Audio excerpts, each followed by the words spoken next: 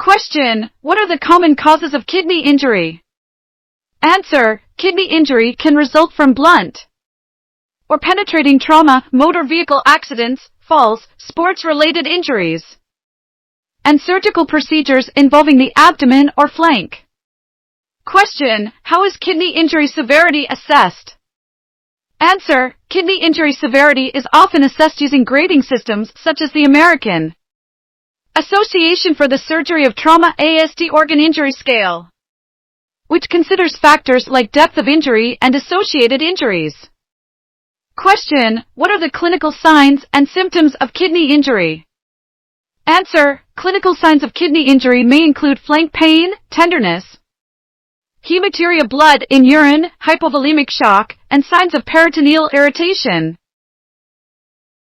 Question: how can kidney injury be assessed during a physical examination? Answer: physical examination findings for kidney injury may include flank tenderness, ecchymosis, bruising over the flank, and signs of retroperitoneal hematoma. Question: what imaging studies are commonly used to diagnose kidney injury? Answer: imaging studies such as abdominal ultrasound, contrast-enhanced computed tomography CT scans, and intravenous pyelogram IVP can help diagnose and evaluate the extent of kidney injury.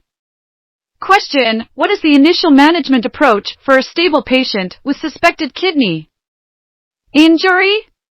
Answer: the initial management approach for a stable patient with suspected kidney injury involves pain management, fasting, fluid resuscitation, and diagnostic imaging studies. Question: what is the primary concern in managing kidney injury? Answer: the primary concern in managing kidney injury is preserving renal function, controlling bleeding, preventing infection, and minimizing the risk of subsequent complications. Question: how does the management approach differ between non-operative and surgical management of kidney injury? Answer: non-operative management is considered for minor injuries or those with minimal symptoms, while surgical management is indicated for severe injuries, significant bleeding, and associated complications. Question: what are the indications for surgical intervention in kidney injury? Answer: indications for surgical intervention in kidney injury include hemodynamic instability, significant bleeding, expanding retroperitoneal hematoma, and urinary extravasation. Question: how is renal artery or vein injury managed? Answer: renal artery or vein injuries may require repair, reconstruction, or ligation depending on the extent of the injury and the patient's overall hemodynamic status. Question: what is the role of renal artery embolization in managing kidney injury? Answer: renal artery embolization involves using radiological techniques to occlude bleeding vessels, controlling hemorrhage, and promoting hemostasis. Question: how can the risk of infection be minimized in kidney injury management?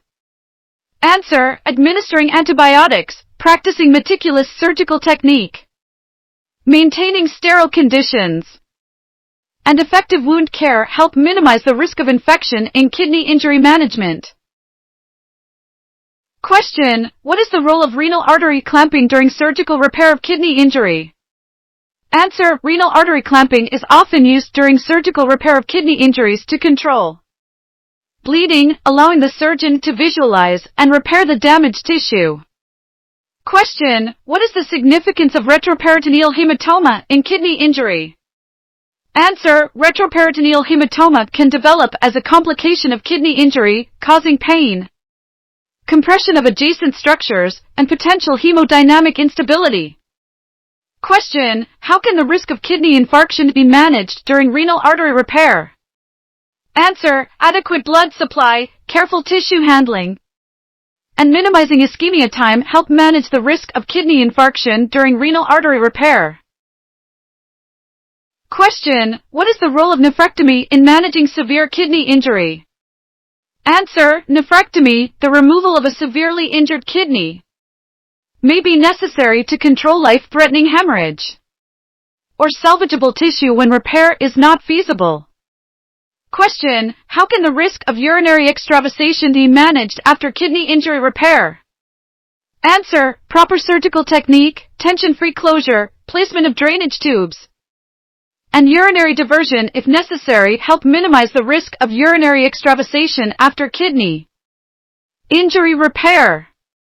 Question: what is the significance of ureteropelvic junction disruption in kidney injury?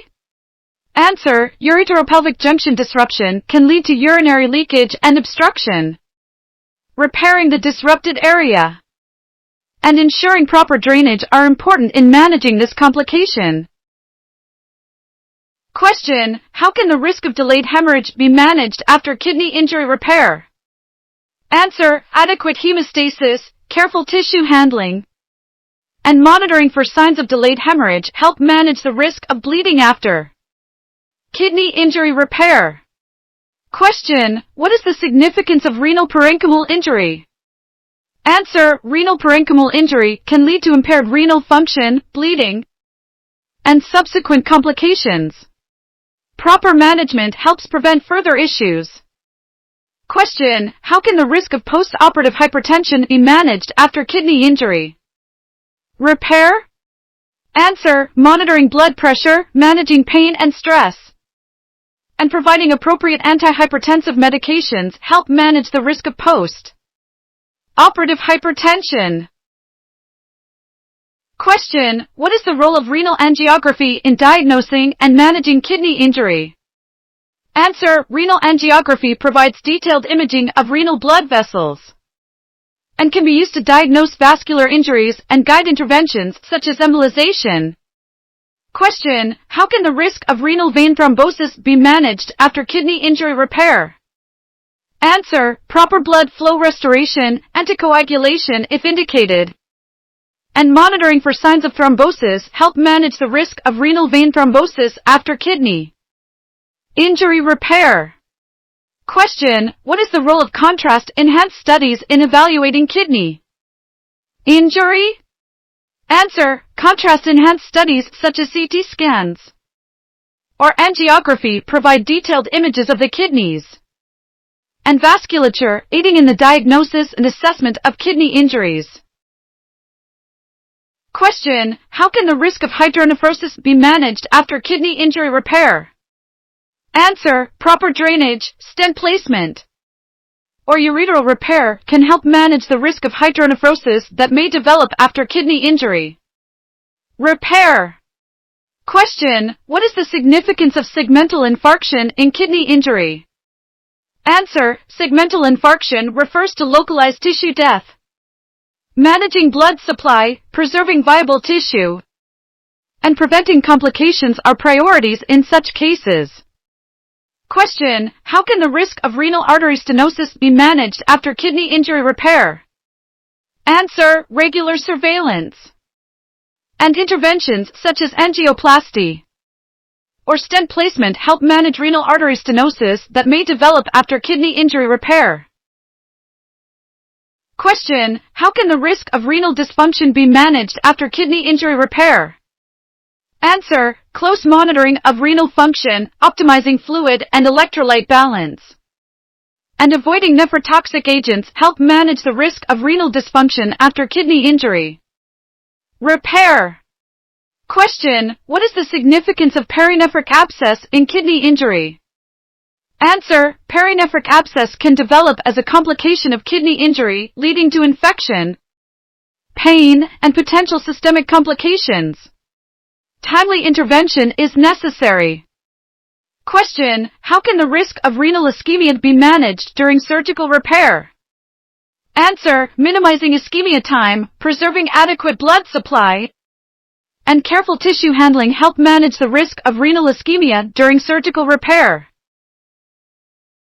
Question: what is the role of nephrostomy tubes in managing kidney injury? Answer: nephrostomy tubes can be placed to ensure adequate drainage and prevent urinary extravasation, particularly when repairing urinary tract injuries. Question: how can the risk of post-operative urinary retention be managed after kidney injury repair? Answer: monitoring urinary output, addressing pain management, and ensuring proper bladder function help manage the risk of post-operative urinary retention. After kidney injury repair. Question: what is the role of anticoagulation in managing renal vein thrombosis after kidney injury repair? Answer: anticoagulation may be indicated to manage or prevent renal vein thrombosis after kidney injury repair, depending on the individual patient's risk factors.